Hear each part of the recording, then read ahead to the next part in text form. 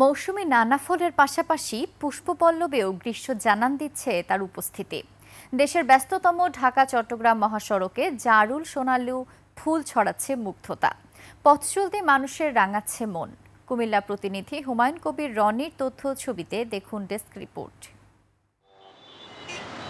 সোনালুর সোনালী আভায় মনোমুগ্ধকর ঢাকা চট্টগ্রাম মহাসড়ক। এই মহাসড়কের প্রায় ১০৫ কিলোমিটার অংশ কুমিল্লা জেলায়।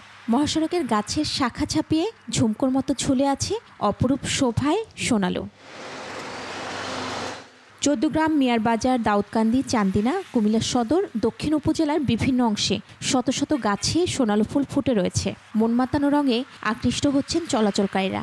জীবন অবাক না করলে কে করবে? 28% মিল্ক ফ্যাটের অবাক করার সাথে ফ্রেশ মিল্ক পাউডার। জীবন অবাক করুক প্রতিদিন। আসা যাওয়ার পথে বাইকেও অনেক সময় দাঁড়ায় আমরা সেলফি নেই, ছবি উঠাই। চারদিকে থেকে দেখা যায় শুধু হলুদ আর হলুদ, বিভিন্ন রকম ফুল দিয়ে পুরো নান্দনিক সৌন্দর্য বর্ধনের জন্য ধন্যবাদ সরকারকে। সোনালুর এমন মনোমুগ্ধকর দৃশ্য যাত্রী ও চালকদের বিমোহিত করার পাশাপাশি ক্লান্তি নিমেষেই ভুলিয়ে দেয়।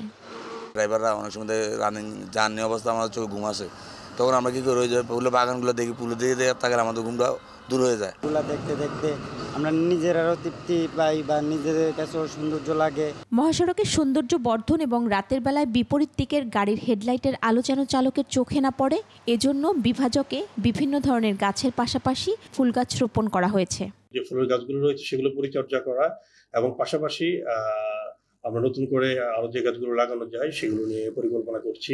এই মহাসড়কে সোনালু, জারুল গাছগুলোর ফুলের দৃষ্টিনন্দন রূপ ও সৌন্দর্য আরও বাড়াতে মহাসড়কের বিভাজক নিয়মিত পরিচর্যা করা প্রয়োজন বলে মনে করেন স্থানীয়রা। মহিমা পলি, ডেস্ক রিপোর্ট, ২১ টেলিভিশন।